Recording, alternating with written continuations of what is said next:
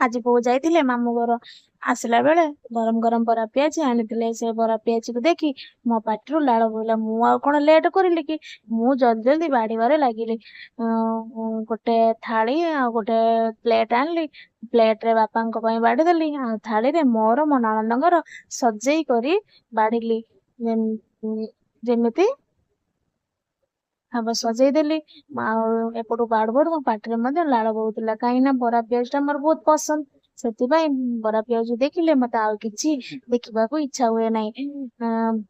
ତା ସହିତ ସକାଳେ କରିଥିବା ବରା ମଧ୍ୟ କିଛି ଥିଲା, ତା ସହିତ ମିଶେଇକି ନେଇ ଆସିଲି। ଆଳୁ କଷା ମଧ୍ୟ ଆଉ ଗୋଟେ ପ୍ଲେଟ ରେ ବାଢିଦେଲି। ଦେଖନ୍ତୁ କିପରି ଭାବରେ ସଜଉଛି। ସଜିବା ଗୁଣ ଟା ମୋର ବହୁତ ପସନ୍ଦ। ଆଉ ଗୋଟେ ପ୍ଲେଟ ରେ ଆଳୁ କଷା ଯୋଉ ବାଢିଦେଲି। ଆଳୁ କଷା ଅବଶ୍ୟ ବୋଉ ଆଣି ନଥିଲେ, ବରା ଆଣିଥିଲେ ଖାଲି। ମୁଁ କହିଲି ବୋଉ ବରା ଆଣିଛ, ଆଳୁ କଷା ତ ସେମିତି ନ ଆଣିବ, ଖାଇବା ଟା ମଜା କଣ ଲାଗିବ। ବାପା ଶୁଣିକି ଜଲ୍ଦି ଜଲ୍ଦି ଦେଇ ଆଳୁ କଷା ମଧ୍ୟ ନେଇ ଆସିଲେ। ଆଳୁ କଷା ମଧ୍ୟ ବାଢିଦେଲି। ବାଢି ଦେଇ ବାସ୍ ରଖିଦେଲି। ଆଳୁ କଷା ମଧ୍ୟ ଗୋଟେ ପିସ୍ ନେଇ ମୁଁ ଖାଇଲି। ତାପରେ ଆମ ନଣନ୍ଦ ମାନେ ଦେଖୁ ଦେଖୁ କେମିତି ଖାଉଛନ୍ତି।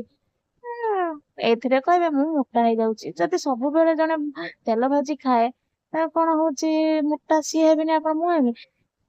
ଦେଖୁନାହାନ୍ତି କେମିତି ମତେ କହୁଛନ୍ତି ତମେ ଖାଅ। ନା ନା ମୁଁ କହିଲି ମୁଁ ଖାଇବିନି। ତାପରେ ନଣନ୍ଦ ମତେ ଖୋଇଦେଲେ, ତାଙ୍କୁ ମଧ୍ୟ ମୁଁ ଖୋଇଦେଲି ଆଳୁ କଷାକୁ। ମୁଁ କହିଲି ତମର ଆଳୁ କଷା ପସନ୍ଦ, ତମେ ସବୁ ଖାଇଦିଅ କହିକି ତାଙ୍କ ପାଟିରେ ଦେଇ। ଆମ ନଣନ୍ଦ ଘର ଯୋଉଠି କେମିତି ଲାଗିଲା କମେଣ୍ଟ ରେ କହିବେ। ରହିଲି ଯେ।